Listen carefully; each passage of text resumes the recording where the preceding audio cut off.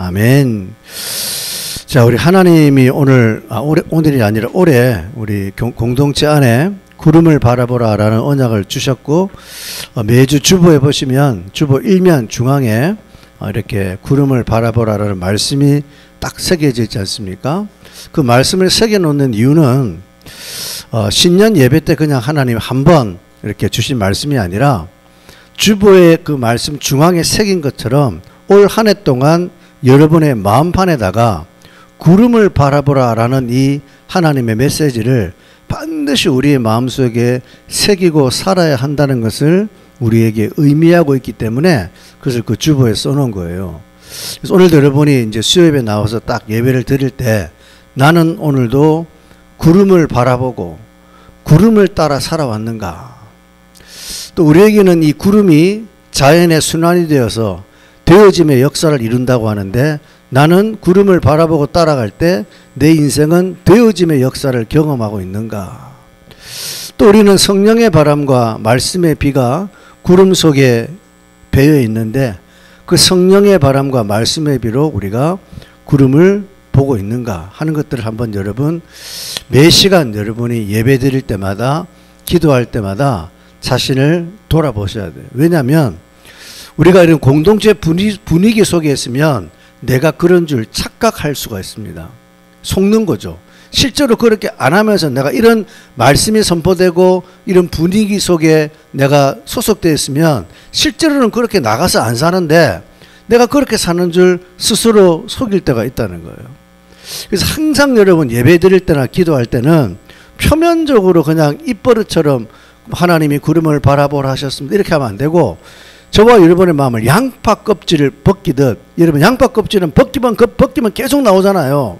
그런 정도로 여러분의 내면을 깊이 있게 좀 들여다봐야 돼요. 그러다 보면 표면적으로는 내가 구름을 바라보는 줄 알았는데, 사실은 어느새 내 마음속에 세상 일이나 어떤 돈이나 이런 것들이 또 우선이 되는 경우들이 있고, 그 다음에 또 나에게 찾아온 어떤 시험거리, 어떤 장애물들을 내가 주목하고 살아갈 수도 있겠죠. 그죠? 교회 안에서 어떤 시험을 겪었습니다. 그 시험을 주목하지 말고 구름을 바라보라 했는데, 어떤 형제님인가 자매님과 설교 간증 보니까 그런 얘기 하더라고요. 하나님은 우리 보고 다른 걸 바라보지 말라고 한 것이 아니라 구름을 바라보라 그랬다. 다른 걸 안 바라볼 수 있는 길은 구름을 바라보는 것이다라고 아주 잘 표현한 것처럼, 우리가 자꾸 어떤 시험이나 문제를 또 주목할 수도 있거든요. 그러니까 지금 내가 거기에 매여 있다는 것은 그걸 주목하고 있다는 얘기거든요. 그래서 우리가 그런 건 또 없는가? 아니면 또 자기의 연약함, 자기의 우월감, 자기 증명, 어떻게든 자기를 바라보고 또 살지는 않는가? 또 때로는 우리가 신앙생활을 하다 보면 사람이 눈에 보일 때가 많아요. 어떤 때는 내가 좋아하는 사람이 하나님보다 더 커 보일 때가 있습니다. 저는 청년을 겪어봤기 때문에, 특히 청년들은 교회 다니다 보면 그 교회 안에 내가 좋아하는 사람이 은연중에 내 마음 중심에 자리하고 있을 때가 있어요. 다 한 번씩 겪어요. 표면적으로는 하나님인데 내가 교회 나오는 이유, 열심히 하는 이유, 헌신하는 이유가 그 사람과 가까이 있고 같이 있기 때문에 그런 모습을 우리가 볼 수 있다는 거죠. 또 정반대로 내가 싫어하는 사람에 또 꽂힙니다. 내가 미워하는 사람, 싫어하는 사람을 주목하고 있지는 않은가. 우리가 이런 내용들을 다시 한번 여러분 잘 정리하셔서 우리가 반드시 예배 드릴 때, 개인 기도할 때 철저한 자기 성찰과 점검이 없으면 반드시 또 우리 넘어지거든요. 그래서 우리가 넘어지지 않도록 턱을 넘어야 돼요. 턱을 넘어야지 또 앞으로 전진하고 성숙하는데, 반드시 이 말씀 명심하셔서 구름을 바라보고 있는가, 구름으로 말미암아 되어짐의 역사가 있는가, 우리가 말씀의 비와 성령의 바람으로 인도를 받는지에 대해서 다시 한번 잘 점검하시기를 꼭 당부를 드립니다. 지난주에 우리는 오늘 본문을 통해서 오순절에 성령의 충만을 받은 12사도와 120명의 성도들의 모습을 보고, 세술에 취했다라고 조롱하는 사람들의 얘기를 들은 베드로가, 자칫 잘못하면 성령 충만 받은 건데 이걸 잘 모르는 사람들이 술에 취했다라고 오해할 수가 있겠구나, 큰일 났구나. 그래서 베드로가 이 술에 취했다는 의미를 바르게 잡아주기 위해서 오늘 이 14절부터 이제 설교가 베드로가 설교가 시작이 된다고 말씀을 드렸잖아요. 그래서 특별히 베드로는 두 가지를 얘기했습니다. 술에 취한 것이 아니라고 이제 해명하는 두 가지의 이유, 내용은 뭐냐. 첫 번째는 15절에 때가 제3시다. 3시란 말은 우리나라 시간으로 몇 시라 그랬어요? 오전 9시라고. 이제 막 툭툭 튀어나오네요. 오전 9시라 그랬죠. 아침에 누가 술을 먹겠냐. 뭐 반주로 한잔 할지는 모르겠지만 저렇게 이상한 일들이 일어나겠냐라고 지금 오전 9시이기 때문에 시기적으로 환경적으로 술에 취할 리가 없다라고 첫 번째 설명을 했고, 두 번째는 16절부터 우리 21절에 보시면 구약 성경에 나오는 요엘서라는 성경의 내용을 인용해서 말씀으로 이 현상을 지금 베드로가 설명해 주는 거예요. 그럼 요엘서 말씀에 어떤 내용이 나와 있었는가? 우리 17절 18절을 봤잖아요. 요엘서 2장 구약 성경에 보시면 똑같은 본문의 내용이 요엘서에 기록이 되었습니다. 바로 종말이 되면, 말세가 되면 하나님이 하나님의 영 성령을 이 땅에 부어주는데, 성령을 부어주면 자녀들이 예언하고 청년들이 환상을 보고 늙은이들이 꿈을 꾸는 초자연적인 초월적 현상이 반드시 일어나게 된다. 그런 것과 똑같이 지금 너희들이 보고 있는 이런 현상, 다시 말해 갈릴리 촌놈들, 무식하고 소외된 갈릴리 사람들이 갑자기 16개국의 언어로, 외국어로 방언을 해요. 방언이란 말은 랄랄랄라 따따따 방언이 아니라 그랬죠. 이 갈릴리 사람들이 리비아, 로마, 아라비아 이런 외국어가 터져가지고 16개국 언어로 외국어, 갑자기 무식한 사람들이 외국어를 하니까 본 사람이 얼마나 놀라겠습니까? 이거 완전히 미쳤구나. 무슨 소리인지 모르긴 하여튼 무슨 술에 취한 것 같아. 왜? 갑자기 이상한 말을 해야 되니까. 그러니까 이걸 지금 베드로가 설명하는데, 그거는 술에 취해서가 아니야. 요엘서 2장에 예언되어 있지 않느냐. 성령이 임하면, 성령 충만받으면 초자연적 초월적 현상이 일어나는데, 이것이 바로 오늘 이 사도행전 2장에 나타난 오순절에 나타난 성령의 역사라는 사실을 베드로가 구약 설명을 통해서 지금 이들에게 해명을 하고 설명을 해주고 있는 거예요. 그래서 우리는 이 베드로가 성령의 역사에 대한 오해에 대해서 보세요. 하나님의 말씀으로 해석하고 설명해 주는 모습을 우리가 지난주에 말씀을 나누면서, 자 보세요. 여러분들이 신앙생활 할 때도 신앙생활 속에서 어떤 현상이 일어나고 어떤 상황이 발생하고 어떤 사건이 일어나고 어떤 사실을 볼 때마다 반드시 우리는 이 모든 것에 대해서 여러분이 말씀으로 해석을 해야 돼요. 말씀으로. 내 경험이 잣대가 되면 안 돼요. 세상의 방식이 잣대만 되면 안 되고, 모든 일어나는 현상, 사건, 사실, 상황에 대해서 여러분들이 반드시 하나님의 말씀으로 여러분들이 해석하고 분별하고 판별해야 됩니다. 그래서 제가 지난주에 이런 얘기했죠. 하나님은 자기를 나타내 보이시는데, 하나님은 그냥 꿈에 펑 나타나고 환상 가운데 팍 나타나고 있는 것이 아니라, 하나님은 가장 근원적으로 하나님의 말씀인 성경을 통해서 자기를 계시한다고 말하지 않습니까? 계시란 말은 뭐냐면 하나님이 자기를 나타내 보이는 것을 열개자 보일시자 열어 보인단 말이에요. 어떻게 열어 보이느냐? 환상을 통해서, 꿈을 통해서가 아니라 말씀을 통해서 자신이 누구인지, 자기의 뜻이 무엇인지, 자기의 계획이 무엇인지, 이런 것들을 말씀을 통해서 나타내 보이는데, 그 하나님의 계시를 모아놓은 것이 바로 우리가 보는 하나님의 말씀인 성경이에요. 이해되시죠? 계시란 말은 열어 보인단 말이에요. 커튼을 열다, 가려워진 것을 열단 말이거든요. 그 계시를 모아놓은 게 바로 우리가 보는 하나님의 말씀입니다. 그래서 우리는 하나님이란 분은 우리에게 자기를 알게 하기 위해서는요, 하나님 스스로가 성경 말씀 안에 자기를 가두어 놓아요. 하나님은 성경 말씀에 나타난 이야기라든가 역사라든가 기적보다 더 넓게 움직일 수 있는 분이지만, 그렇게 움직여버리면 이게 하나님의 역사인지 마귀의 역사인지 모르잖아요. 그래서 하나님은 자기를 나타내기 위해서는 스스로가 하나님의 말씀의 바운더리 안에 들어와 계십니다. 그리고 절대 그 말씀 밖으로 벗어나는 법이 없어요. 여기도 분명히 꿈과 환상과 예언이 나오잖아요. 꿈과 환상과 예언도 하나님의 말씀의 바운더리 안에서 꿈을 보이시고 환상을 보이시고 예언을 하는 거지 그 밖으로 나가질 않아요. 그래서 우리가 성경을 헬라어로 카논, 잣대라고 말하는 것은 성경의 모든 것의 기준이 돼요. 그래서 오늘 베드로는 일어난 이 초자연적 현상을 자기의 경험이나 세상의 역사를 통해서 얘기하는 것이 아니라 하나님의 말씀을 봐라. 구약에 나와 있지 않느냐. 구약의 말씀으로 해석해서 이것이 단지 술에 취한 것이 아니고 마귀의 역사가 아니라 성령의 역사라는 사실을 설명하고 있는 것입니다. 그래서 우리는 항상 말씀을 통해서 하나님이 누구인가? 하나님의 뜻과 계획이 무엇인가? 하나님은 어떻게 역사하시는가? 이런 것들을 말씀을 통해서 분별하고 해석하고 판별하게 되는 거예요. 그래서 제가 지난주에 말씀의 제목 뭐였어요? 말씀이 가는 데까지. 예, 말씀이 가는 데까지. 우리의 신앙은 말씀이 가는 데까지 가는 거예요. 말씀은 성령의 역사를 분별하는 판별의 시금석입니다. 시금석이 뭐예요? 금의 순도를 알기 위해서 진짜 금을 놓고 딱 비교하는 거거든요. 놓고 딱 비교하는 거예요. 하나님의 말씀은 성령의 역사를 판별하고 분별하는 시금석이에요. 그러니까 어떤 사람이 성령 받았다. 말씀을 대놓고 보면 딱 나옵니다. 말만 들으면 안 돼요. 말씀을 놓고 보면 딱 보인다니까요. 그러니까 말씀은 성령의 역사를 분별하는 판별의 시금석이고 또 성령은 뭐냐?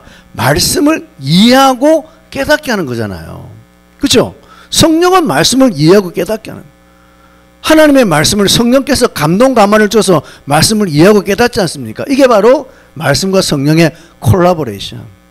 말씀과 성령 이렇게 서로의 역할을 통해서 서로 윈윈하는 모습을 우리에게 나타내 보여준다라는 것이 우리 지난주 말씀이에요. 자, 오늘은 이제 이어서 베드로의 설교를 좀 더 봅시다. 자, 이제 오늘은 우리 19절부터 21절까지 한 번 더 우리 이제 이어지는 요일서 말씀인데 우리 19절부터 21절을 보겠습니다. 시작.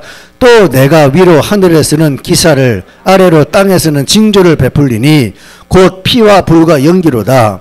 주의 크고 영원한 날이 이르기 전에 해가 변하여 어두워지고 달이 변하여 피가 되리라. 누구든지 주의 이름을 부르는 자는 구원을 받으리라. 아멘.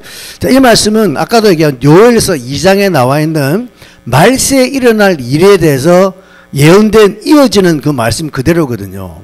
베드로가 지금 그 요엘서 2장을 계속 지금 인용하고 있는 이어지는 말씀입니다. 그래서 오늘 본문에 지금 19절부터 21절의 내용은 뭐냐면 말세에 일어날, 종말에 일어날 어떤 사건이나 현상에 대해서 계속 지금 베드로가 요엘서를 통해서 언급해 주고 있는데 지금 여기에 기록된 내용들은요.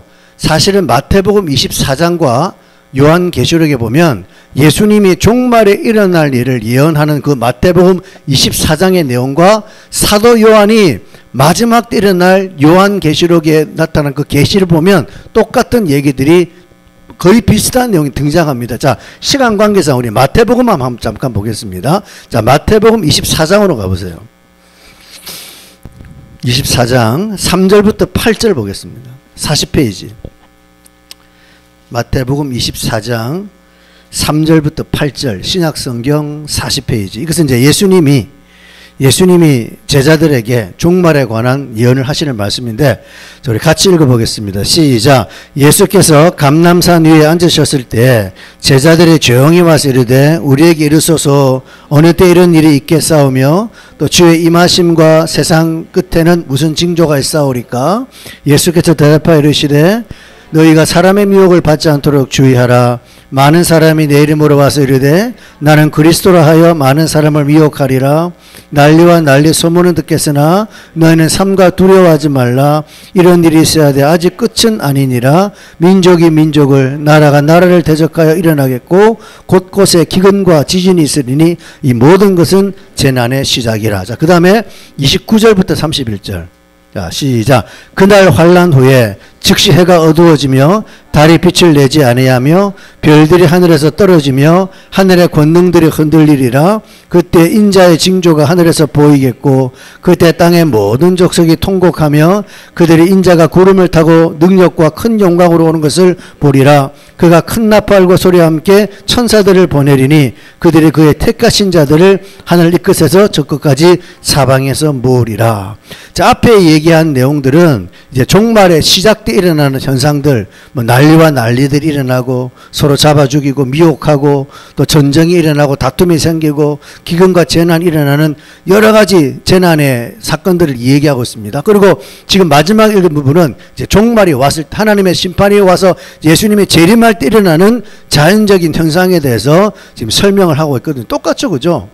그래서 오늘 말씀은 한마디로 세상은 종말의 심판을 향해 지금 가고 있는데 이 세상이라는 것은 갈수록요, 오늘 요엘에서 예언된 대로 피와 불과 연기로 가득해지는 거예요.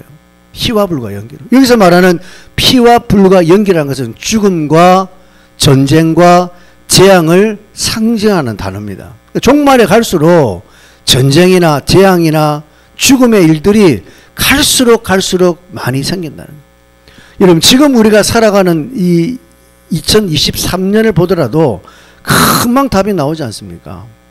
인간들은 끊임없이 과학과 의학과 산업과 또 문화, 교육 이런 것들을 발달시켜서 더 오래 살고 싶어하고 유토피아를 꿈꾸며 살아갑니다.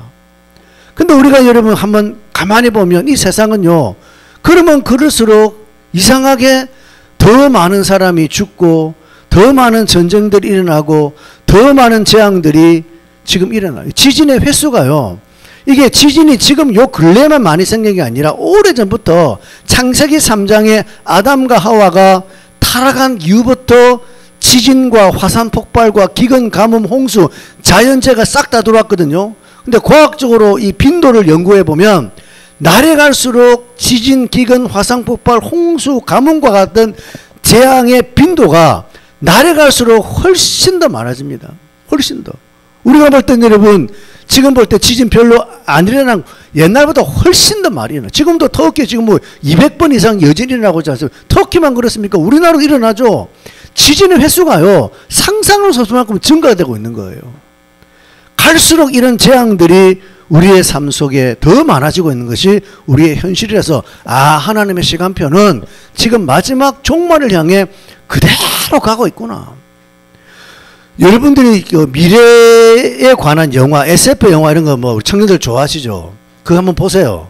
지금 우리 미래에 대한 SF, 저는 뭐 영화를 좋아하지 않기 때문에 I'm 로봇입니까? AI 나와서 싸우는 그런 얘기들, 뭐 여러 가지 이제 미래 보면 우리 이제 지구가 종말했을 때 일어나는 여러 가지 사건들 있잖아요. 기후 위기로 말미암아 지구가 다 얼어버린다, 뭐 불에 탄다, 그 다음에 뭐 물이 없다, 공기가 뭐 다 탁해가지고 오염돼가지고 다 마스크 쓰고 돌아다니고 방독면 쓰고 나가지 않습니까? 그런 영화들이 지금 많이 나오죠. 이게 다 실제로 이루어집니다. 옛날에 여러분 영화를 보면 지금 우리가 누리고 있는 옛날에 다 나오잖아요. 뭐 차 타고 하늘 나르는 거 지금 다 이제 되지 않습니까? 다 나온다니까요. 인간들이 상상하던 미래에 대한 영화가 실제로 다 이루어져요. 놀라운 것은 여러분, 미래에 대한 영화를 보면 어느 영화도 유토피아를 얘기하지 않습니다. 왜? 지구가 돌아가는 것 보니까 이게요, 아까도 했지만 사람들은 과학을 발달시키고 의학을 발달시키고 산업을 발달시켜서 더 좋은 사회를 꿈꾸며 편리를 추구하지만 실제로 어떻습니까? 지금 우리 지구가 기후위기, 자원 고갈, 뭐 전쟁의 위협, 뭐 상상할 수 없는 재앙들이 이제는 AI가 만들어지면요, 반드시 그런 시대가 와요. AI가 사람을 지배합니다. AI와 싸움이 일어나요. 이게 실제 그대로예요. 지금 벌써 여러분 AI가 뭐 그런 얘기 했다잖아요. 나중에 뭐 어떻게 될지 모르겠다고. 물어보니까 사람의 지배를 받을지 안 받을지 나는 모르겠다고 얘기하지 않습니까? 이게 지금 현실로 오는 거예요. 이제 보세요. AI 로봇, 사람과 똑같이 만들어서 사람과 성관계 맺고, 이제 사람과 사람이 결혼한 것이 아니라 사람이 AI와 결혼합니다. 이런 시대가 온다니까요, 지금. 이게 다 왜 그래요? 다 종말의 사건들이에요. 종말의 사건 그대로예요. 뭐 미래만 아니라 지금 우리의 현실만 봐도 지금 이렇게 인간들이 애쓰고 노력하지만 지금 우리의 삶 속 아까 얘기했지만 지진과 기근, 전쟁과 다툼 이렇게 우리가 많이 배우고 많이 우리가 뭐 안다고 하지만 가정을 보세요. 모든 가정이 다 파괴되고 파산나고 아이들이 여러분 이렇게 병들고 결혼하지 않고 애 낳지 않고 인구 절벽을 맞이하고 스스로 지금 종말을 향해 가고 있지 않습니까? 얼마 전에 뉴스에 보니까요. 미국의 10대들이 10명 중에 3명이 날마다 자살을 꿈꾸고 산대요. 미국에 우리가 다 미국을 선망하지 않습니까? 미국이라는 사회에 살고 싶어. 근데 미국에 사는 10대들의 10명 중에 3명이 날마다 자살을 꿈꾸고 살아간대요. 미국에 지금 정확히 기억이 나 어느 도시에 가면 필라델피아 어느 도시에 가면 그 도시 사람의 엄청나게 많은 숫자가 펜타닐이란 마약을요 즐기는데 도시 거의 전체가 그 도시를 걸어 다니면 온통 길거리에는 펜타닐을 먹고 마약 중독된 사람들이 침 흘리고 걸어 다니고 길바닥에 쓰러져 있고 난리도 아니래요. 난리도 아니에요. 그래서 미국은 지금 펜타닐과의 전쟁이다. 마약 전쟁이다. 모두가 마약에 도취돼가지고 이제는 쾌락이란 게 인간이 즐길 수 있는 쾌락을 다 즐겨도 이제는 만족이 없으니까 결국은 다 마약에 손을 대요. 펜타닐과 전쟁을 벌이는 게 미국 사회입니다. 이게 우리에게 뭔 얘기? 지금도 우리나라에 펜타닐이 얼마나 여러분 많이 음성적으로 보급되고 있는 줄 압니까? 지금 10대들도 펜타닐 한 사람 엄청나게 많아요, 애들이. 이게 지금 우리 사회 그대로거든요. 그럼 저와 여러분 이런 우리 사회적 현상을 통해서 우리는 딱 봐요. 성경을 통해서 해석되는 거예요. 성경을 통해서. 아, 하나님의 시간표대로 그대로 가는구나. 그대로. 정말 그러니까 여러분 꿈꾸고 뭐 이 땅에 여러분 저 푸른 초인에 집 짓고 살 생각하지 마세요. 그게 행복이 아니에요. 이사야서 19장에 보면 이 세상을 향해서 이사야 선지자가 애굽을 비유로 뭐라고 얘기했냐면 이 세상은 따라합시다. 장망성. 19장 18절에 보면 이 세상은 애굽을 비유로 들어서 장망성, 장래에 망할 성이다. 여기에 여러분 저 푸른 초연에 그림 같은 집을 짓고 살면 평생 살 것 같습니까? 아니요. 여러분 하늘에 집을 지어야 돼요. 땅에 여러분들이 부를 쌓아놓고 어리석은 부자처럼 살면 안 돼요. 그래서 우리가 하나님 나라를 위해 살자는 것이 이 땅에 짓는 것은 다 영원하지 못해요. 영원하지 못할 것에 여러분의 시간과 물질과 관심을 두지 말고 영원할 것에 관심을 두고 살라고 주님 말씀하잖아요. 왜? 이 땅의 것은 영원하지 못하니까. 곧 장래에 망할 성이니까. 이게 지금 우리가 성경이 말하는 세상에 대한 진단입니다. 오늘 제가 그 얘기할 것은 아는데, 자 보세요. 베드로가 이렇게 요엘서의 예언을 그대로 인용하면서 이제 결국 봐라. 세상은 이렇게 장망성입니다. 피와 불과 연기로 가득해지고 해가 비춰져 있고 별들이 떨어지고 이제 세상 종말이 온다. 그러면서 드디어 베드로가 결론을 뭘로 내리냐. 21절 보세요. 누구든지 주 이름을 부른 자는 구원을 받으리라. 이런 장망성 속에 우리가 살더라도 아무리 세상이 앞으로 장망성이 되더라도 누구든지 불교를 믿었든지 악을 저질렀든지 죄를 지었든지 배웠든지 못 배웠든지 누구든지 주의 이름을 부르는 자는 반드시 거기서 구원을 받게 될 것이라고 드디어 베드로는 여기에 와가지고 지금 복음을 전하는 거예요. 복음을. 그래서 여러분 22절에 보세요. 이스라엘 사람들아 이 말을 들으라 라고 이제 너무 중요한 말 하니까 주의를 환기시킵니다. 백성들이여 다시 내 말을 들어보세요 라고 다시 주의를 딱 환기시켜서 무슨 말을 하느냐.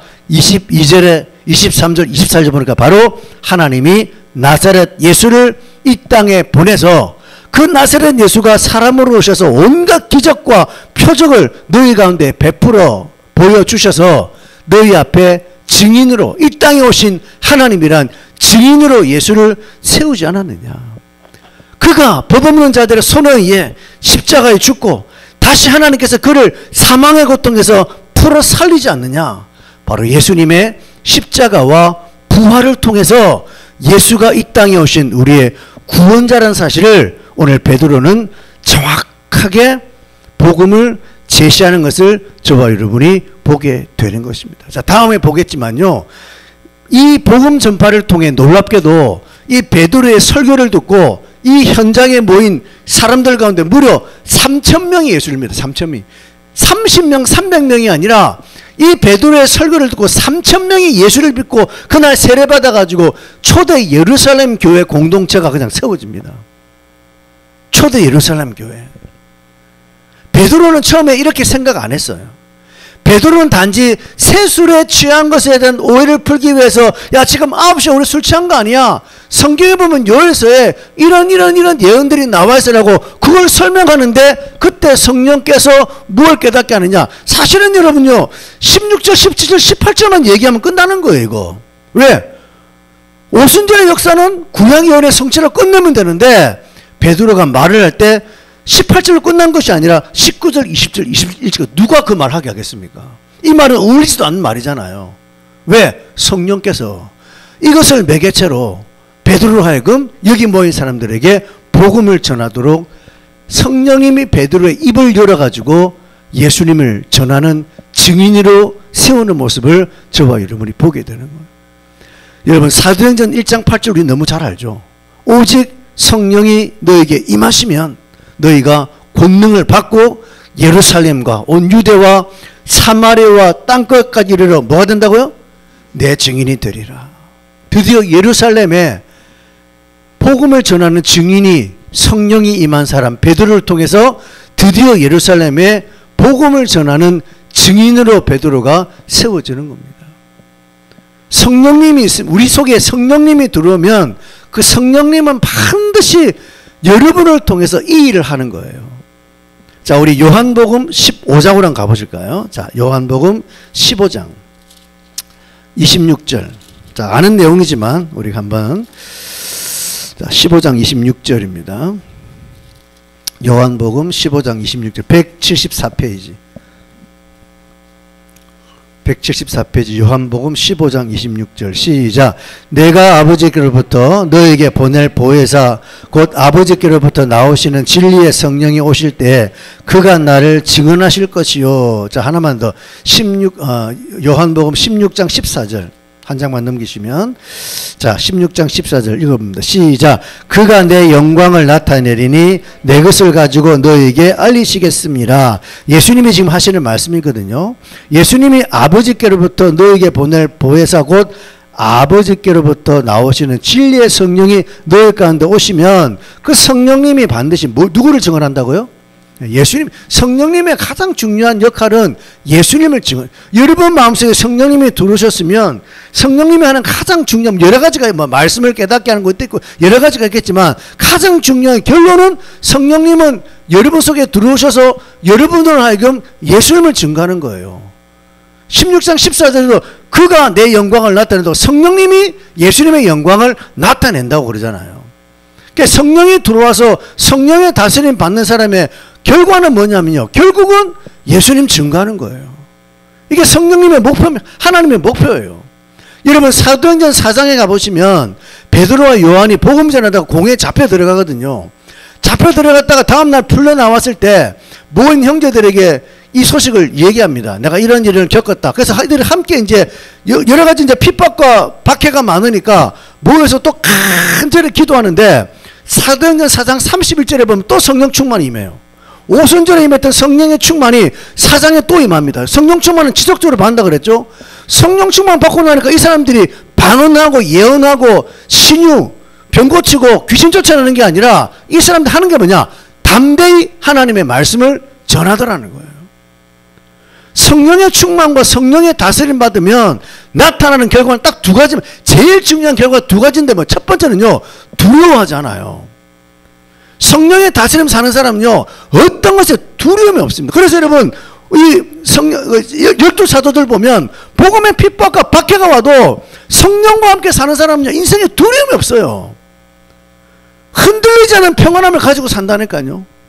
두 번째는 뭐냐면 오직 이들의 결과는 뭐냐? 하나님의 말씀을 전하는 하나님의 복음을 전하는 증인의 삶을 살아가게 되는 것입니다. 제가 지난주입니까? 지지난주입니까?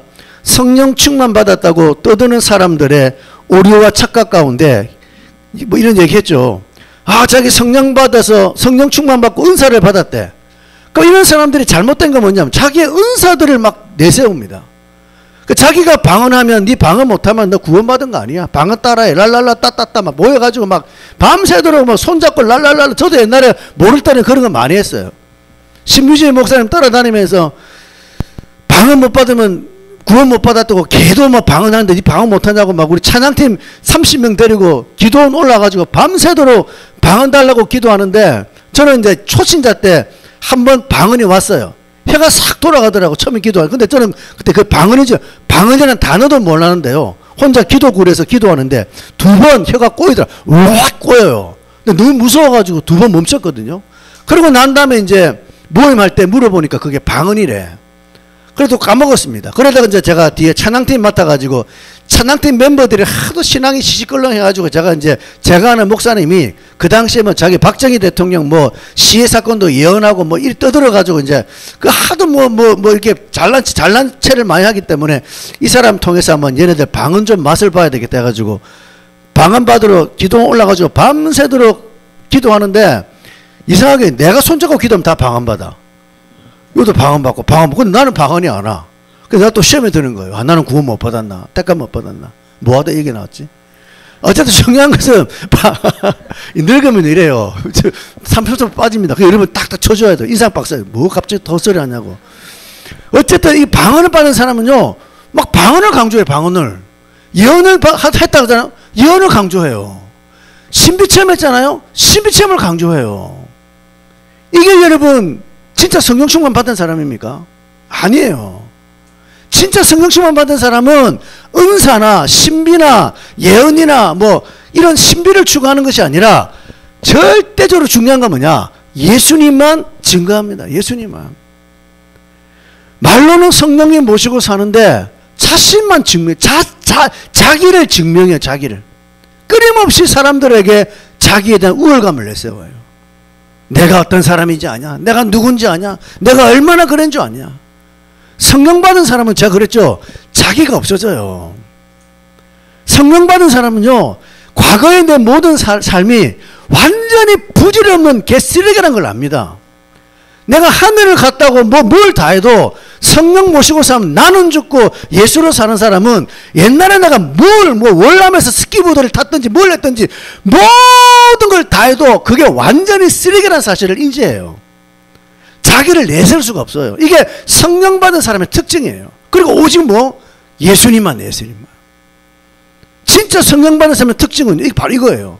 절대 내가 안 나와요. 내가 나올 수가 없죠. 왜? 주일이 바뀌어버린 인생의 주어가 바뀌었는데.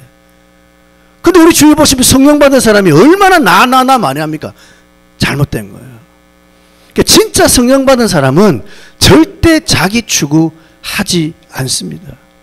날마다 내가 얼마나 죄인인가, 내가 얼마나 쓰레기였는가, 얼마나 부끄러웠는가, 이런 것들만 얘기하지 자기를 얘기할 수 없어요. 오직 여러분 성령, 예수님, 말씀, 이것만 해요. 오늘 여러분 본문의 베드로도 보세요. 이 지금 자기와 120명의 성도가 성령 충만을 받고 특별한 은사를 지금 경험하지 않습니까? 없던 것이 나왔잖아요. 초전상에 나왔으면 이런 사람들의 주장대로라면 어떻게 했겠습니까? 자기를 내세우죠. 봐라, 우리는 성령 충만 받은 하나님의 특별한 사람들이다. 나를 따르라. 이렇게 나가겠죠. 어디에도 베드로는 자기들을 내세우지 않잖아요. 결론은 어디로 가요? 결론은 성령님이 나타내는 예수님을 증거하는 쪽으로 그대로 하나님의 목표, 하나님의 결론, 예수 그리스도로 가지 않습니까? 이게 바로 성령의 역사고 말씀의 성취예요. 그래서 결론적으로 성령 받은 사람은 오직 예수, 오직 말씀, 오직 성령으로 가게 돼요. 오늘도 여러분 이 말씀을 우리가 말씀 훈련에 비춰서 생각해 보세요. 우리가 지난 약 10개월간 말씀 훈련을 통해서 지금까지 우리가 왔을 때 지금 우리에게 나타나는 결실을 한번 보세요. 결과를 한번 보세요. 우리가 말씀 훈련을 통해서 말씀의 비와 성령의 바람으로 인도를 받으면서 여기까지 왔는데 나타나는 결과가 무엇입니까? 여러분이 뛰어남을 내세웠습니까? 여러분의 탁월함을 여러분 자랑했습니까? 아니면 목사가 자기를 내세우나요? 목사가 높아지나요? 목사가 대단하다는 말 나오는데 한 번도 여러분 입술에서 우리 목사님 대단하다는 말 안 나오더라고요. 이게 진짜예요. 여러분이 우리 목사님은 설교 이렇게 잘하는 줄 몰랐다. 이게 또 목사가 높아지는 거죠. 너무너무 감사한 거 있죠. 왜? 나를 안 바라보는 거야. 오직 우리는 나눔하면 하나님, 성령님, 예수님, 말씀 그것만 나오지 않습니까? 이게 제대로 가는 거예요. 만약에 나눔하는데 야 우리 목사님 진짜 대단해 이런 말 나오면 끝이에요. 끝. 하나님은 기뻐하지 않아요. 성령의 열매가 아니야. 성령의 결과가 아니야. 반드시 우리는 여러분 사람이나 뭐 이런 걸 주장하는 게 아니라 온전히 하나님, 예수님, 성령이 말씀, 은혜만 나누잖아요. 똑같지 않습니까? 이것도 보세요.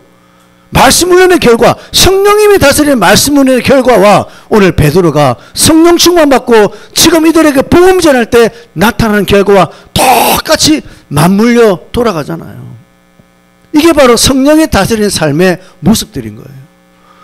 오늘 우리는 베드로가 세술에 취해서 이 세술에 취했다고 말하는 이 오해를 풀기 위해서 베드로가 하나님의 말씀을 인용하는 데 있어서 베드로 안에 계시는 성령님은 이 말씀을 통해서 복음을 전하도록 베드로를 통해서 입술을 열어주셔서 놀랍게 3,000명이 예수를 믿는 결실을 맺는 모습을 우리가 보면서 오늘도 우리가 진정으로 성령의 다스림 가운데 살아간다면 이 성령님의 목표는 하나님의 목표는 바로 사명에 있다는 사실을 다시 한번 우리가 유념하고 날마다 우리 모두 말씀 충만, 성령 충만, 은혜 충만으로 내 자신은 온데간데 없어지고 오직 예수님만 증거되는 또 예수님만 증거하는 사명자로 살아가는 교회와 저와 여러분의 삶이 되시기를 주의 이름으로 축원합니다.